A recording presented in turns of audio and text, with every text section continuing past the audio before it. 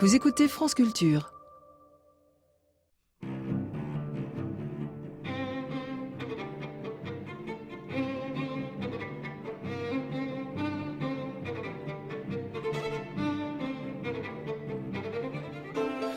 Bonjour à tous, maison d'études, l'histoire de l'alphabet hébraïque, Franck Laloux.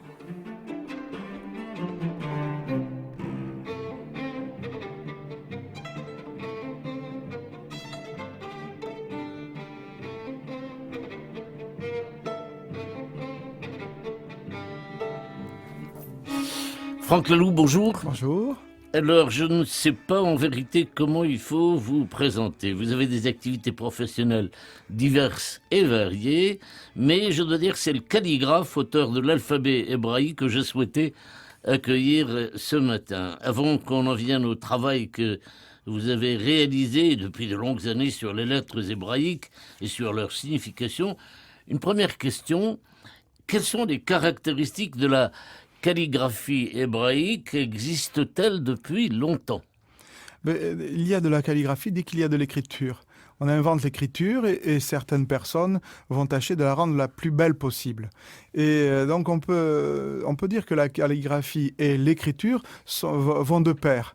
On ne peut pas consacrer un monument, par exemple, sans faire de belles lettres qui l'entourent. Mais personnellement, j'ai toujours pensé que c'était un peu le domaine réservé de ce que la tradition juive appelle les sofrim, c'est-à-dire les scribes qui sont spécialisés, comme chacun sait ou comme chacun ne sait pas d'ailleurs, dans l'écriture des rouleaux de la loi et autres textes considérés comme sacrés. Oui, alors, il y a les sophrim, les sophères, donc les scribes consacrés, on pourrait dire, qui ont une vocation de scribe. Et puis, il y a les calligraphes. Tous les calligraphes peuvent faire de la sophrut, parce qu'un calligraphe, à l'encontre du sophère, est capable d'écrire de nombreuses écritures, et pas une seule. Le sophère est une sorte de spécialiste d'une seule écriture, la stam, qui permet d'écrire C'est-à-dire la normale, la voilà, régulière, la oui, naturelle. C'est ça, et puis surtout pour les séphers, les Torah et les mezuzot, c'est l'acronyme de stam. Et ils sont spécialistes dans un seul caractère, ils ne dérogent pas. Et... Enfin, l'un ne ressemble pas à l'autre. Le caractère de tel scribe ne ressemble pas à celui de tel bien sûr, autre. il y a des particularités selon le scribe. Mais Dans mon enfance, moi j'en ai connu qui étaient des grands artistes qui écrivaient fort bien et dont chaque lettre était un objet d'art. Alors là, après, il y a des sophères calligraphes, c'est-à-dire qu'ils connaissent de nombreuses polices de caractères et qui peuvent les manier selon l'objet qu'il y a à traiter. Par exemple, une Haggadah ne se traite pas comme une mezouza. Il y a moins d'interdits liés aux interdits talmudiques et l'écriture. Voilà, au texte lui-même. Donc les Haggadot, si on voit la belle Haggadah de Sarajevo ou la Haggadah... Alors simplement, je vous interromps pour dire simplement que la Haggadah, c'est le récit dont il est donné lecture le soir de la Pâque juive. Merci de le préciser. Non, mais pas pour vous, je le précise pour ceux des auditeurs qui... Alors les Haggadot, il y a aussi les Ketubot, c'est-à-dire les contrats de mariage, qui peuvent être ornés avec de belles lettres, on peut les agrandir, on peut les enluminer. Des enluminures, c'est ça. Alors vous ne m'avez pas répondu à la question, est-ce qu'il y a des caractéristiques spécifiques à la calligraphie hébraïque? Oui, mais les caractéristiques spécifiques vont être...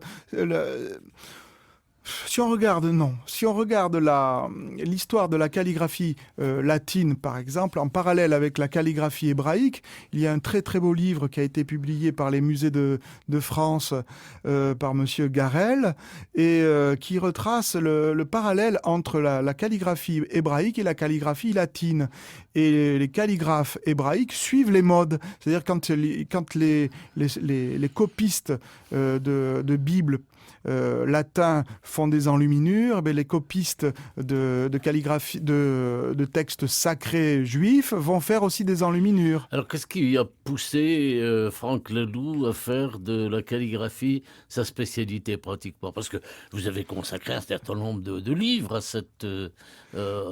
cet art. Oui, mais ça, pour le moment, j'en suis à une quarantaine de livres. Et parce que la calligraphie, pourquoi? D'abord, c'est pas moi qui l'ai choisi. Ça m'est venu dessus, j'avais l'âge de 12-13 ans. C'est elle qui vous a choisi? Voilà, c'est elle qui m'a choisi. Vers 12-13 ans, je faisais mes premières calligraphies et j'étais déjà fasciné par l'hébreu. Forcément, quand on va au Talmud Torah pour apprendre l'hébreu quand on a 11-12 ans, on change de système. Quand on est un petit français, le sens est inversé. Et donc, il y a une fascination typiquement juive, je pense, pour les caractères, du fait de ce contraste entre la latine et l'hébraïque. Et alors quoi, c'est l'artiste en vous qui s'est dit, si je transformais ce lettre en quelque chose d'esthétiquement beau? Il n'y a jamais une réelle volonté. Ça s'est imposé à moi. D'abord, j'ai une formation de musicien. Depuis l'enfance, je suis pianiste. Et la calligraphie... C'est la musique des mots. C'est la musique des mots. Des lettres. Les pleins, les déliés correspondent au temps fort et au temps faible. Et comme j'étais un musicien... pas vraiment très doué. Raté? Oui, je suis pour moi un musicien raté, mais j'espère être un calligraphe réussi. Donc la calligraphie, comme disait Stravinsky, c'est de la musique. Et voilà, donc c'est très important pour moi d'utiliser la calligraphie pour toutes mes recherches. Alors, je vous ai invité ce matin, Franck Laloux, en raison du travail que vous avez réalisé sur l'alphabet hébraïque et qui n'est pas un livre puisque cela se présente sous forme de 28 planches. Ça m'a paru quand même intéressant dans la mesure où là réside l'essentiel de ce que vous voulez dire sur les lettres hébraïques. C'est vrai que chaque fois, il y a un souci didactique de résumer, et puis de résumer le résumé, et pour arriver à quelque chose de très concis. Dans cette édition sur les lettres hébraïques, j'ai tenté de donner l'essence à la fois mystique, talmudique, archéologique. Y compris aussi des réactions de gens parmi vous. Ah oui, bien sûr. Qui sont des amis à vous. J'ai demandé par exemple à Jean-Jacques Val, à Marc-Alain Waknin, d'écrire la question que leur pose la lettre. Et la lettre Gimel, par exemple, qui est le chameau, va évoquer des questions qui concernent le voyage. L'exode, aussi la richesse intérieure. Le nomadisme. Le nomadisme qui nous colle à la peau, oui. La peau de chameau que nous sommes. Oui. Alors vous ne pouviez pas ne pas commencer ce travail sans dire un mot de l'évolution, de ce que vous appelez l'évolution de l'alphabet hébraïque. Qu'est-ce que vous appelez par exemple l'alphabet proto-sinaïtique? Le proto-sinaïtique, ça veut dire le premier alphabet du Sinaï. L'histoire de l'alphabet remonte à ce proto-sinaïtique. Ce sont des caractères qui ont encore beaucoup de sens figuratif, qui ont été empruntés. La plupart, pas tous. Comment les connaît-on? Parce qu'on les a retrouvés dans des fouilles archéologiques dans le Sinaï. C'est pour ça qu'on appelle ça le proto-sinaïtique. Dans une mine de turquoise dans le Sinaï, on a trouvé une petite sphinge sur laquelle était écrite un texte qui reprenait certains hiéroglyphes égyptiens, mais qui, eux, avaient un sens combinatoire et alphabétique. Et qu'est-ce qu'on appelle le paléo-hébreu? Le paléo-hébreu est apparu 6 siècles après, aux environs de l'an 1000 avant Jean-Claude, et donc il est apparu, et disons que... Avant l'ère chrétienne, pour que les choses soient claires là. Voilà, et donc il est apparu 1000 ans avant Jésus-Christ, et il a servi de base à tous les textes sacrés hébraïques. David écrivait en paléo-hébreu, qui est pratiquement la même chose que l'écriture phénicienne. Alors aujourd'hui, nous avons un alphabet que l'on désigne d'ordinaire, de manière régulière, par le terme les lettres carrées. De quand datent ces lettres carrées? Les lettres carrées ont une origine non hébraïque. Vous savez que les Juifs ont été déportés à Babylone, et dans leur déportation, ils ont appris beaucoup de choses. L'exil est aussi utile pour la formation de l'âme. Non seulement il est utile, mais la tradition juive dira qu'il est nécessaire pour le peuple hébreu. de se tremper dans les 70 nations. Et donc, à Babylone, ils ont appris les anges. L'emprunt des anges s'est fait à Babylone, mais aussi les Hébreux ont abandonné le paléo-hébreu, cette écriture phénicienne, si on veut, et ont choisi d'adopter une cursive araméenne. Et c'est à partir de cette cursive qui était beaucoup plus pratique parce qu'elle s'écrivait avec un calame sur du papyrus. Ils ont abandonné un système un peu fastidieux pour arriver à une tachygraphie, quelque chose de rapide. Alors, vous avez évoqué tout à l'heure très brièvement les manuscrits de la mer Morte trouvés en 1947. Vous dites que ces manuscrits sont le laboratoire le plus complet de la paléographie hébraïque, et vous ajoutez que de Qumran à nos jours, il y a eu une grande évolution. Oui, c'est vrai que le Qumran est un laboratoire extraordinaire parce qu'il nous permet de voir quand est-ce qu'a été abandonnée la cursive araméenne, que les Hébreux ont empruntée pendant pendant des siècles. Et après, on voit que l'hébreu s'autonomise et peu à peu abandonne cette cursive pour devenir une écriture nationale qui est l'hébreu carré.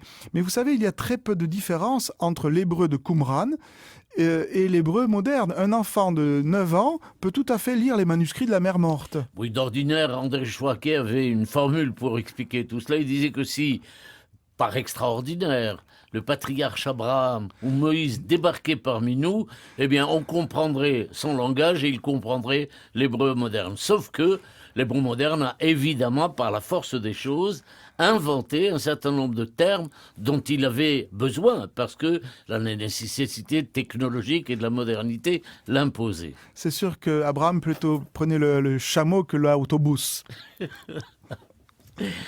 Bien, alors, je ne sais pas si on aura le temps de passer en revue les significations des 22 lettres de l'alphabet hébraïque, mais on va essayer de voir les plus importantes en tout cas, et parmi elles, on va commencer par le Aleph étant la première lettre de l'alphabet. Vous dites que c'est l'une des lettres les plus sacrées dans la tradition juive. Pourquoi est-elle sacrée ? Vous savez que l'hébreu utilise les lettres comme chiffres. Il n'a pas scindé comme nous le faisons les lettres et les chiffres. Et le chiffre Aleph, ça veut dire 1. Et dans notre religion monothéiste, quelle est la lettre et le chiffre qui peut être le plus vénéré si ce n'est le 1 ? Et donc cet Aleph-là aussi est très sacré. Il y a un conte qui nous parle de la création du monde par les lettres. Et Dieu veut savoir quelle est la lettre qui commencera le monde. Alors toutes se présentent les unes après les autres et elles échouent toutes parce qu'elles ont toutes un côté négatif. Et elles se présentent toutes, puis le Beit, qui est la bracha, la bénédiction, arrive à avoir la palme de la création et sera le premier mot de la Bible, Bereshit. Parce que le Aleph renvoie, lui, à la malédiction. Voilà, aussi. Arour. Voilà, Arour. Et puis aussi, comme consolation, Dieu va donner à l'Aleph la possibilité d'être présent dans tout ce qui est. L'unité sera présente partout. Je croyais que vous alliez raconter un plus beau midrash Oui. encore, c'est que le Bet, le Aleph n'est pas content parce que la Bible commence par Bereshit bara Elokim et hashamayim ve'et haaretz. Et il n'est pas content, il va se plaindre à l'administration du ciel. Il dit, mais quel est mon crime ? Qu'ai-je commis pour que on commence la Bible par le bête alors que je suis la première lettre ? Et Dieu plaide coupable, dit le Midrash. Et il dit, écoute, tu n'as rien fait et pour te récompenser, tu vas commencer les 10 commandements. Anochi Hashem Elohecha asher hotzaticha ma'aretz Mitzrayim. Anochi, c'est Dieu qui Tout à fait. parle. Et donc là, il y a... Donc, moi, j'aime beaucoup cette poésie qui Oui, fait oui. que les lettres, quand elles sont pas contentes, elles vont voir Dieu pour se plaindre. Tout à fait. Elles sont en quelque sorte des êtres vivants et presque des concubines qui vont entourer le travail de la création. Alors, le Bet signifie la maison. Et c'est une lettre qui a une grande importance, notamment dans l'univers de la Kabbale. Oui, le Beit, c'est d'abord le premier... C'est la deuxième lettre de l'alphabet. C'est la deuxième lettre de l'alphabet, donc c'est le chiffre 2. Et donc, avec le chiffre 2, va s'articuler un monde binaire, un monde pas de dualité, parce que la pensée hébraïque n'est pas une pensée dualiste, mais c'est là où va s'opérer le monde des séparations, les Havdil. C'est-à-dire que à partir de la création... Mais, pardonnez-moi, mais vous imaginez que tous nos auditeurs comprennent les mots hébraïques que vous utilisez. J'essaie de les traduire juste mais après. Mais non, mais pas du tout. Vous parlez à un public qui n'est pas spécifiquement et en tout cas entièrement juif. Donc, quand vous dites les Havdil, expliquez ce que ça signifie. C'est une formule pour dire... séparer. oublions les choses, toutes choses étant égales, si vous voulez. Voilà. On dirait ça en français de cette façon. Voilà, donc tout procède par la séparation. Il sépare le ciel et la terre, il sépare le haut et le bas, le sec et l'humide. Et le 2 marque vraiment le processus de la créativité et de la création divine. Ensuite aussi, il marque la maison. Le mot beit en hébreu veut dire tout simplement maison, et nous savons l'importance que le beit, par exemple le beit Israël, la maison d'Israël, revêt dans la Bible. Un certain nombre de kabbalistes expliquent aussi que le beit, par sa forme, qui est fermé sur tout le passé et fermé sur le haut, le bas et derrière, il est ouvert sur l'avenir. Ça voudrait dire que tout ce qui a été créé jusqu'à présent est nul et non avenu, et que l'histoire humaine commence à partir de maintenant. Tout à fait. Le kabbaliste va regarder le corps de la lettre. C'est très important que pour trouver la symbolique, on va s'appuyer sur le dessin même de la lettre. Et ce que vous dites est juste, puisque la lettre est une sorte de segment comme ça qui barre le passé. Mais ce que les kabbalistes ont remarqué aussi, c'est la petite traîne du beit. Dans la lettre, une espèce de petite queue. Voilà, comme ça, une petite queue qui est la souvenance de l'Aleph, la souvenance de l'unité quand le monde était encore un, c'est-à-dire encore dans le sein de Dieu. Alors, le Gimel, qui est la troisième lettre de l'alphabet, invite, vous l'avez dit tout à l'heure très rapidement, invite à la méditation sur l'exode, le voyage et le nomadisme. Voilà, donc je me plais à donner des cours comme ça sur la symbolique des lettres. Chaque année, je vais dans le désert du Negev, près de Mitzpeh Ramon. Vous pensez que là, les lettres ont davantage oui, de bien signification? Mais écoutez, donner comme ça un séminaire, parler de la symbolique des lettres là où elles ont été inventées, c'est quelque chose de merveilleux. Et donc, en plein désert, nous parlons du chameau, qui veut dire, bien sûr, ce nomadisme. Parce que le chameau se dit gamal. Gamal. Et donc, ça renvoie à Gimel. Tout à fait. Mais aussi, cette même racine veut dire sevrer. C'est sevrer, c'est-à-dire la séparation. Alors, le Gimel nous invite à voir les bienfaits de la séparation pour être soi-même. C'est le sens du départ d'Abraham, quand Dieu lui dit « Lech lecha », c'est-à-dire « va vers toi-même », c'est-à-dire qu'il doit se séparer de son père, de la maison de ses enfantements, pour être lui-même, et il emprunte le chameau. Le Dalet, qui est la quatrième lettre de l'alphabet, c'est la porte. En hébreu, une porte se dit Delet. Et les portes sont nombreuses dans la Bible. Les portes sont nombreuses dans la Bible, mais dans toute spiritualité, on ne peut pas évoluer, on ne peut pas passer dans un chemin initiatique sans passer sous une porte. Regardez les temples pharaoniques qui sont une succession de portes, et même le temple de Jérusalem est une succession de portes, jusqu'à la petite porte du Naos où était dit le tétragramme. Mais il y a aussi le fait que il y a la porte du pauvre. Pourquoi? Parce que pauvre, dans le langage hébraïque, pas celui d'aujourd'hui qui est ani, mais dans le langage biblique, si vous voulez, c'est dal. Et dal renvoie à dalet. C'est pourquoi les commentateurs voient cette lettre comme, dites-vous, courbée dans une position d'humilité. La pauvreté, c'est aussi l'humilité. Voilà, mais la pauvreté, dans ce cadre-là, est quelque chose de positif. C'est-à-dire que la porte nous invite à nous dépouiller du trop que nous avons pour y passer. Et la personne qui va s'encombrer de trop de possessions, d'idéologie, ne pourra pas aller plus loin puisqu'elle est encombrée. Alors, le monde a été créé par le He. He, c'est la première lettre du tétragramme. Voilà, He donc est présente 2 fois dans le tétragramme, et l'origine de son idéogramme, de son hiéroglyphe, est un homme en prière, les bras au ciel et qui marche. Donc, et l'origine de la lettre E en français, c'est la même, de toute façon. Sauf que le He, quand on n'a pas une gorge voilà, sémite, c'est très difficile de la dire. Voilà, il faut... Ce sont des lettres gutturales. C'est expiré, on dit pas aspirer, mais ça serait expirer, c'est-à-dire que ça s'est fait dans un souffle, dans une prière, puisque le souffle et la prière sont confondus. Le vav, c'est un pont. Entre quoi et quoi? Alors, le vav, étymologiquement, c'est le crochet. C'est-à-dire qu'il crochette les formes, les dyades, c'est-à-dire les oppositions, le bien, le mal, le masculin, le féminin, et nous montre que toutes ces oppositions trouvent leur résolution dans l'unité. C'est l'accrocheur. Autre lettre gutturale, c'est le het, que les Israéliens prononcent aujourd'hui chet, Oui. comme la jota Oui. espagnole, et c'est une lettre initiatique par excellence. Tout à fait. Elle signifie la barrière. Et elle signifie aussi la faute, le péché. Aussi, chet, combiné avec le tet, elle veut dire le péché. Et donc, cette lettre chet, cette barrière, est une épreuve. C'est-à-dire il faut la passer. Et on pourrait considérer que l'alphabet entier est une sorte de jeu de loi dans lequel des épreuves sont là. Alors, il y a des portes à passer avec Dalet, il y a un chameau à prendre, et puis il y a une barrière. On se retrouve face à une barrière. Qu'est-ce qu'il faut faire pour être dans le chayim de la vie? Mais la vie quotidienne n'est faite que de barrières. Mais sans barrière, la vie serait ennuyeuse. Alors passons sur le tet, qui est la 9e lettre de l'alphabet, qui ne semble pas avoir, à vous en croire du moins, de signification particulière, mais le yud, lui, on dit le yod, c'est-à-dire la 10e lettre de l'alphabet, qui est représentée par une espèce de petit point, un petit point avec une petite queue, comme vous aimiez à dire tout à l'heure. Le yod, lui, a une grande importance pour les kabbalistes, dans la mesure, ajoutez-vous, où il évoque l'idée du tzimtzum, de la contraction de Dieu. Voilà. Donc le point c'est tout. Hein.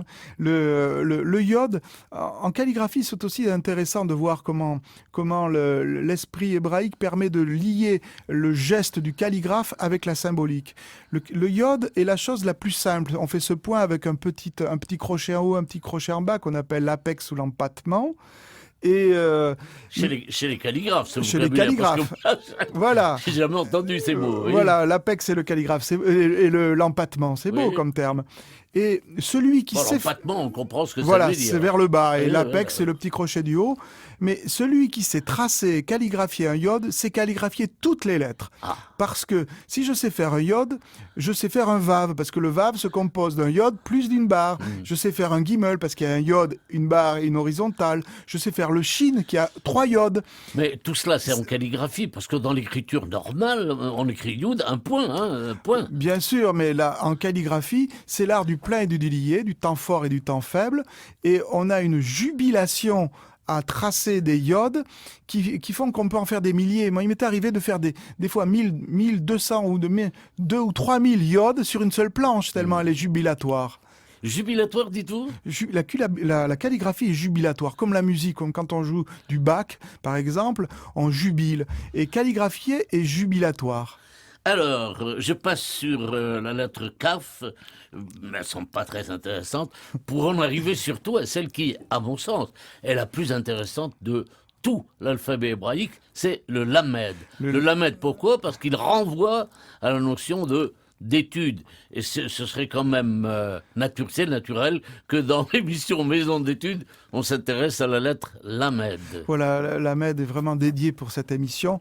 Le Lamed a cette chose de particulier, il est au milieu. Donc ça veut dire ça prend du sens, sa position de mi-temps, et ensuite il est au-dessus de toutes les autres lettres. Et c'est la seule lettre qui est une haste, c'est-à-dire une hampe qui dépasse la ligne. Alors les kabbalistes ont bien vu que ce fait morphologique de la lettre nous permettait de donner l'interprétation que l'étude était la chose la plus importante de l'alphabet et la plus importante de la vie du juif. Mais c'est au point que les sages ont dit que dans un monde où il n'y a pas d'études, on retournerait au tohu bohu. C'est tellement vrai que Maïmonide ajoutera, quand on lui a demandé comment il concevait le monde futur, le monde futur pour lui c'est un lieu où les gens étudieront dans le calme et l'apaisement. Tout le contraire des yeshivot. Alors, le même, c'est la lettre qui suit, c'est la lettre de l'interrogation. Qu'est-ce que ça veut dire? Mi-mamé, hein, ce sont les grandes interrogations de l'hébreu. Mi, ça veut dire qui? Ma, c'est quoi? Et mais d'où? Hein? Et c'est la lettre féminine, puisque elle reprend la forme d'une matrice. Hein. D'ailleurs, on retrouve ce me dans le mot matrice, dans le mot mère, mitera, imma, tous ces mots qui veulent dire maman. Donc c'est une matrice. Et le fait que ce soit la question, l'intérêt de savoir comment on articule la matrice et la question. Ça voudrait dire que le même, qu'est-ce que c'est qui donne un statut à ce qui va sortir de cette matrice? C'est que l'homme est construit avec des questions. Ben, nous ne sommes qu'une série de questions. Voilà, Adama, hein, dans la Terre, on a aussi ce Qui veut dire, mât final oui. qui est l'interrogation. Et on reprend le livre d'Edmond Jabès, le livre des questions, Des par exemple. questions, oui. Le Samer, c'est la lettre qui suit. Vous dites que c'est l'écrin du monde secret. Je me suis dit, est-ce que cela vient du fait que le mot secret en hébreu se dit sod, ça veut dire, et qui commence par le Samer. Oui, c'est le monde secret et ça fait partie de ces 4 niveaux d'interprétation de la Bible et le pardès, le paradis des talmudistes. On peut les rappeler d'un mot. Il y a le pshat qui est la lecture littérale d'un texte. Il y a le remez qui veut dire le texte vous fait un signe, vous fait un clin d'œil. Il y a le drash qui veut dire, Lévinas expliquait ça en disant que c'était une lecture inventive du texte. Et puis il y a le sod qui est la définition ou le commentaire qui est supérieur parce qu'il est du monde du secret. Tout à fait. Il y a un grand midrash qui nous parle de ces sages qui sont allés au Pardès, au paradis. Il y en a un qui est mort, un qui est devenu fou, un qui a renié et un autre qui est rentré. Rabbi Akiva, qui est rentré, sorti dans la paix, dit le texte. Voilà, qui a lui-même fait un livre sur les lettres. Alors le P, c'est stricto sensu, c'est la bouche. Et vous dites que c'est la lettre primordiale dans la tradition juive, primordiale. Primordiale parce que elle exprime le P comme étant, c'est la bouche, et donc c'est aussi la tradition orale, qui est quelque chose de très important et qu'ont occulté la plupart des traducteurs et des commentateurs de la Bible, qui ne se sont attachés qu'à la tradition écrite et ont oublié l'importance qu'avait le Talmud. Alors le P peut être lié à la tradition orale qui est vraiment très, très importante dans le judaïsme, parce que sans la tradition orale, la Bible est un texte quasi illisible. Surtout qu'il nous est demandé de transmettre de bouche à bouche, PLP. Tout à fait, de bouche à bouche, et à tel point que dans les yeshivot, les lieux d'étude du Talmud, on n'a pas le droit de porter un crayon, hein, puisque tout doit se faire par l'oralité. Enfin, c'est des obligations un peu insolites et curieuses. Moi, j'ai fait des années de yeshiva, j'ai toujours eu un stylo et un crayon, donc vous permettez. Alors le tzadi est lié à la notion de tzedaka. Oui. Et la tzedaka, ce n'est pas seulement la charité, c'est surtout, dirais-je, la justice. Tout à fait. Comme si la vraie justice, c'est la charité. Voilà, et les kabbalistes se sont encore attachés à la forme de la lettre, qui est en quelque sorte, ce sont 2 iodes qui sont reliés par un trait. Et ces 2 iodes sont au même niveau. C'est pour ça qu'en calligraphie, c'est très important de les mettre au même niveau pour ne pas faire d'erreurs graphiques et donc interprétatoires. Et alors, le Resh, le R, hein, s'ouvre, dites-vous, à l'avenir. Il exprimerait, à vous en croire, le mouvement et le déplacement. Mais le Resh, c'est le visage, c'est la face. Mais d'abord la notion c'est la de tête. la Resh, oui. On retrouve ce mot en arabe, le raïs, hein, oui. dont on parle souvent. Ça veut dire la tête. Et cette tête est extraite elle-même d'un hiéroglyphe égyptien qui est le même que He, mais dont on n'a gardé que le haut de la tête. C'est-à-dire, c'est un homme de profil qui ne regarde que devant lui et qui n'a d'accès qu'à l'avenir, qu'à la projection. Et en ce sens-là, il n'est que dans le mouvement. C'est-à-dire que le Resh anticipe ce qu'il va voir et ainsi inscrit l'homme dans un mouvement. On en arrive à la dernière lettre de l'alphabet hébraïque, même si on en a sauté quelques-unes. Comme ça, le Tav, c'est la dernière lettre. C'est le signe, la marque, une sorte de logo. Et elle s'ouvre, dites-vous, à la différence. Expliquez-nous ça. Mais toutes les autres lettres de l'alphabet, les 22 autres, ont une signification figurative. Le Aleph, c'est le taureau, le Beit, la maison, Gimel, le chameau, sauf le Tav, qui lui veut dire le signe. Le mot Otiot, par exemple, ce sont les lettres, mais c'est aussi les signes, les marques, les traces. Et donc, c'est le seul signe abstrait, en réalité, le seul signe qui ne soit pas une figuration. Et cette marque... Je vous signale qu'en Israël, aujourd'hui, Tav, ça veut dire le tag. Vous savez, les taggers. Hein, voilà. Les taggers. Les traces, hein, oui. Ce ce qu'ils font. Donc le tav à l'origine, c'est une croix en forme de X, de la même forme que... À l'origine, ce n'est plus le cas aujourd'hui. Hein, voilà, à l'origine. Mais David, quand il faisait un tav, faisait une croix en X. Et tous les autres écrivains de la Bible écrivaient comme cela. Dernière question, vous avez 1 minute pour répondre parce que nous arrivons au terme de l'émission. En vous écoutant, Franck Laloux, je n'ai pas cessé de me poser la question que bien des auditeurs doivent sans doute se poser en même temps que moi. Est-ce que cette démarche qui consiste à donner un sens à chacune des 22 lettres de l'alphabet hébraïque n'est pas finalement artificielle? Elle est certes artificielle, mais donner du sens à la vie, de donner du sens à du texte est une activité artificielle. Mais il ne faut pas penser que le mot artifice veut dire superficie ou quelque chose de non naturel. Non, l'artifice de l'humain face à ses propres objets, comme si je vais voir la Joconde, je vais lui donner du sens. Il y a des centaines de livres écrits sur la Joconde, on donne du sens à une forme. Et là, la chance que nous avons avec l'alphabet, c'est qu'il y a 22 signes qui ont 22 significations différentes et on doit les articuler pour trouver du sens à notre vie. Non, mais je veux dire que tous ces commentaires relèvent beaucoup plus de la poésie que de quelque chose qui serait de l'ordre du dogme ou de la foi. Bien sûr, vous dites mot poésie. En grec, poésie vient de piétis, c'est-à-dire la création. Alors à ce moment-là, je suis complètement avec vous. Là, c'est une poésie en mouvement et une création à partir de nos propres signes. Alors il me reste à signaler que l'ensemble de ces 28 planches intitulées L'alphabet hébraïque est publié par les éditions Lichma, Lichma, dont le numéro de téléphone est 09 53 23 81 21. Merci Franck Laloux.